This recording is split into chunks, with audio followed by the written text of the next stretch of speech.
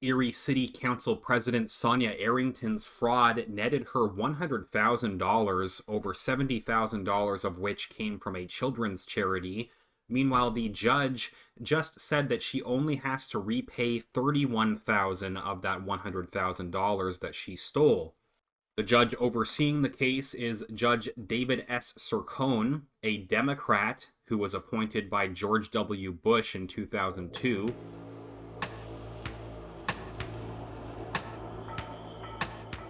Last week, the Department of Justice dropped this press release with the headline, "Former Erie City Council President sentenced for defrauding the nonprofit she founded to cover her gambling and personal expenses."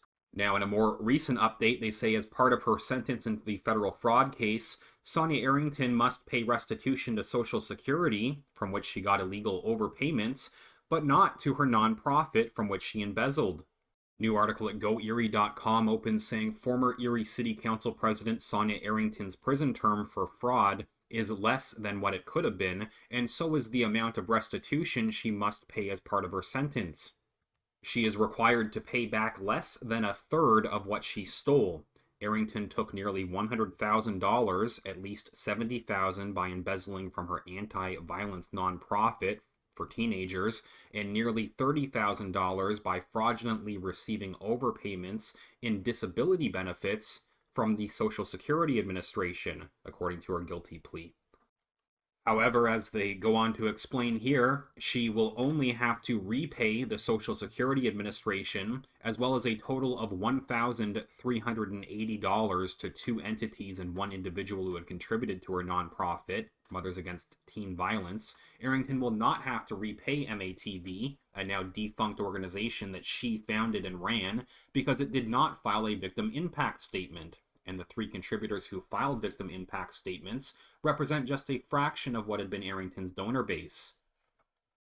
Arrington's total restitution is $30,938, according to the written judgment that Senior U.S. District Judge David S. Sircone issued on Thursday, 3 days after he sentenced Arrington to a year and a day in prison. The amount covers the $29,558 due to the Social Security Administration, plus restitution due to the three claimants. Arrington must pay $400 to National Fuel Gas, $230 to the Crime Victim Center of Erie County, and $750 to the individual donor, Erie resident Al Richardson, according to the judgment. The Social Security Administration will recoup the $29,558 by withholding funds from Arrington's monthly Social Security benefits, quote, as payment for overpayment of past benefits. Arrington must use any money she makes in a prison work program to repay the other three victims who filed impact statements, according to Sircone's order. She must also repay those three claimants as a condition for serving 2 years of supervised release. Once she finishes her prison sentence, she made no restitution in advance of her sentencing. Later in this article, they add how Arrington remains free on an unsecured bond of $10,000. Sircone ordered her to self-report to prison no later than August 6th. The Federal Bureau of Prisons will determine the site. Sircone recommended in his judgment that it be a federal prison close to Erie, quote, for family considerations.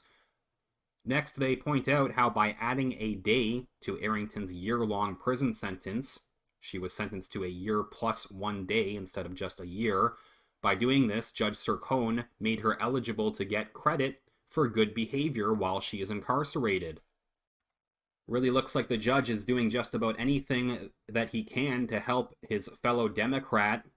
Citing his desire to consider Arrington's circumstances and the scope of her crimes, Sircone sentenced Arrington below the recommended minimum sentence under the federal sentencing guidelines. The guidelines called for a minimum sentence of 2 years and 3 months and a maximum sentence of 2 years and 9 months.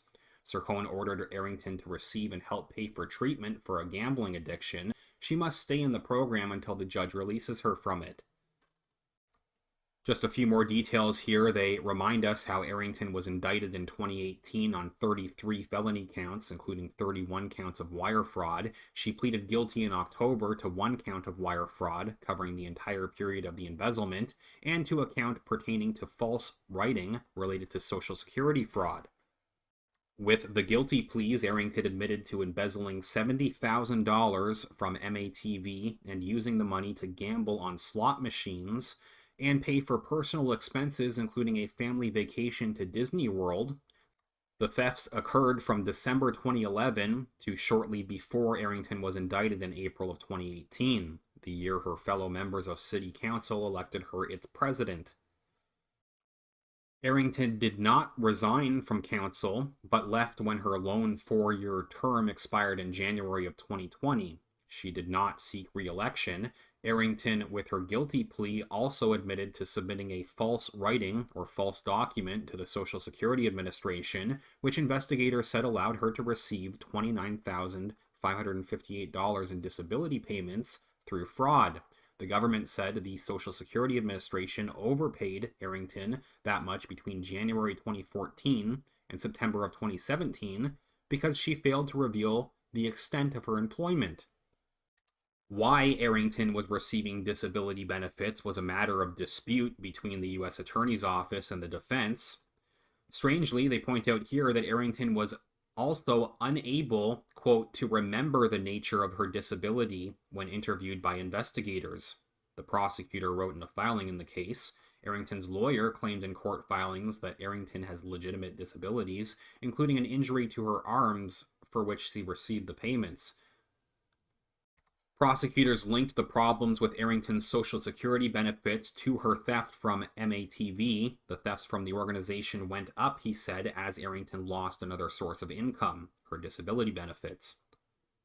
In another court filing, they wrote that Arrington's embezzlement increased in the last quarter of 2017 and into 2018 as her Social Security disability payments were stopped by the Social Security Administration in September of 2017 for fraudulent activity. Arrington continued to receive disability payments even after she earned more than was allowed under the program. When called on it by the Social Security Administration, she falsely claimed that she had turned in her pay stubs as requested when she had never done so. She also did not reveal to the Social Security Administration her gambling losses when asked to list her expenses. Please leave a comment and tell me what you think about this latest update. If you could give this video a thumbs up, remember to click the like button, that's greatly appreciated, and make sure that you're subscribed to the channel. And as usual, thank you very much everyone who has been supporting this channel with your donations over at Patreon or PayPal, and with your super chats as well. It's very much appreciated. Even just a few dollars makes a huge difference and helps me keep talking about these important issues. You can find either link down in the video description where you can support this channel directly, patreon.com/realityreader or paypal.me/realityreader. And with all the censorship happening here at YouTube, I'll just remind everyone once again, it might be a good idea to find me on some alternative websites as well. You can find me at Odyssey.com. If you search for Kip Simpson at Odyssey.com, you should find me there. I will follow up soon. Thanks again.